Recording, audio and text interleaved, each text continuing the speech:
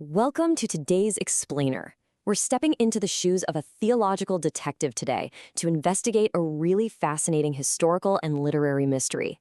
We're looking at the tragic death of Israel's very first king, King Saul. On the surface, it's a story of battle, defeat, and a legacy left in absolute ruins. But right beneath the surface of the text, there is a secret message just waiting to be uncovered. Okay, let's dive right in. Here's the big question for our investigation today. Why does the Bible record King Saul's death twice? And, more importantly, why do those two accounts have different details? If you read the book of 1 Samuel and the book of 1 Chronicles, they look like they're telling the exact same story about Saul's final battle on Mount Gilboa. But, if you look closely, the author of 1 Chronicles made some highly deliberate textual changes. Here is our roadmap for the investigation today. 1. Different perspectives of two histories. 2. The missing record of severe wounds. 3. Spiritual shame in Dagon's temple. 4. The secret hidden in the oak tree. And 5. Burying idols, asking the Lord. All right, Section 1. Different perspectives of two histories. You know, to solve any mystery, you first need to understand the motive. Why would the authors write these accounts differently? Well, it all comes down to when these texts were compiled. The actual events of Saul's life happened during the early kingdom period, but 1 Samuel was put together much later, during the Babylonian exile. The Israelites had just lost everything, and they were writing down their history, trying to figure out why they lost their nation. When Chronicles, though, that was written even later, after the exile, when the people had finally returned to Judah to rebuild. Look at the completely different priorities here. 1 Samuel was written for a people in exile, so it's focusing heavily on national repentance for their sins. But 1 Chronicles was written for returning exiles who were staring at a homeland filled with mixed marriages and foreign idolatry. They weren't trying to rebuild a political empire. The chroniclers' primary focus was strictly on restoring their religious identity and spiritual purity. They wanted to build a pure, worshiping community. We really have to keep that historical motive in mind as we look at the text.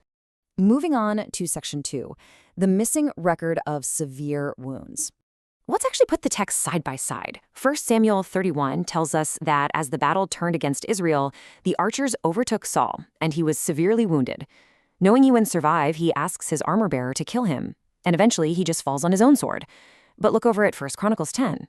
It describes the fierce battle, it mentions the archers overtaking him, but it completely deletes the detail of the severe wound. It literally just says he was hard-pressed. So why in the world would the chronicler intentionally scrub out that specific medical detail? It's definitely not a typo or an accidental omission. It's a calculated choice. Well, here's the thing. Deleting the wound completely removes our human sympathy. Think about it. If you read that a king is bleeding out in excruciating pain from multiple arrow wounds, you naturally think, man, what a tragic end to a hero. He had to take his own life just to end the suffering. But 1 Chronicles refuses to give Saul that excuse. By removing the physical suffering, the text frames Saul's death purely as the strict consequence of his spiritual rebellion and divine judgment. He didn't die because of bad luck on the battlefield. He died because he abandoned God.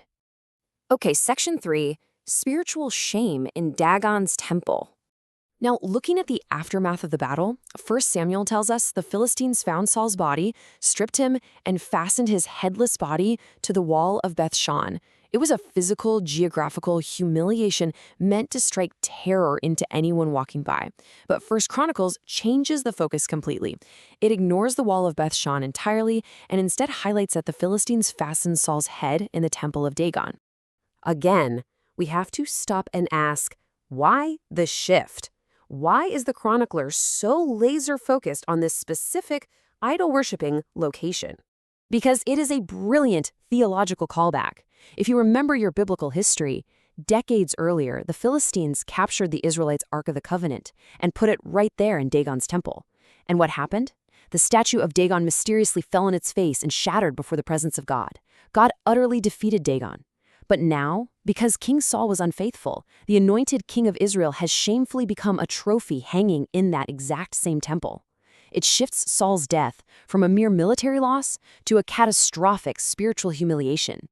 Which brings us to Section 4, the secret hidden in the oak tree. We have arrived at, honestly, the most subtle clue in the entire story. After Saul's public humiliation, some brave men from Jabesh-Gilead sneak in and steal his body back to give him a proper burial. 1 Samuel explicitly records that they buried his bones under a tamarisk tree in Jabesh. But the author of 1 Chronicles deliberately changes the species of the tree. He writes that they buried Saul under an oak tree. Are you starting to see the pattern here? Why would an author intentionally swap a tamarisk for an oak? I mean, to a casual reader today, a tree is just a tree. But to an ancient Israelite reading this after coming back from exile, that oak tree was a massive theological billboard pointing straight back to the book of Genesis. Think back to Genesis. When the patriarch Jacob returned to Bethel to renew his covenant with God, he demanded his family hand over all their foreign gods and idols. And where did Jacob bury those idols? Right under the oak tree at Shechem. And shortly after that, when Jacob's beloved childhood nurse Deborah died, she was buried under an oak near Bethel, a place they literally named the Oak of Weeping. So watch how this paints a profound theological picture. By changing the text to say Saul was buried under an oak, the chronicler is telling us that the oak tree represents three distinct things. It's a place to bury false idols, it's a place of deep, tragic sorrow, and ultimately, it's the burial ground for human pride. Saul had basically become an idol to himself. He stopped listening to God, relied completely on his own pride, and even went so far as to consult a medium. So it is incredibly fitting that his life ends buried right beneath the tree of discarded idols and tragic mourning. Finally, Section 5, Burying Idols, Asking the Lord. Let's piece all these clues together. First, Chronicles 10 concludes with this final, definitive verdict on Saul's life.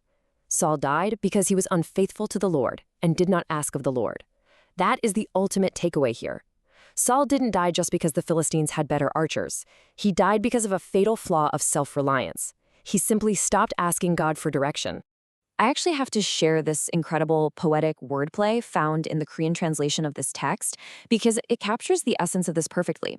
The Korean word mutta has a double meaning. It means to ask or seek, and it also means to bury.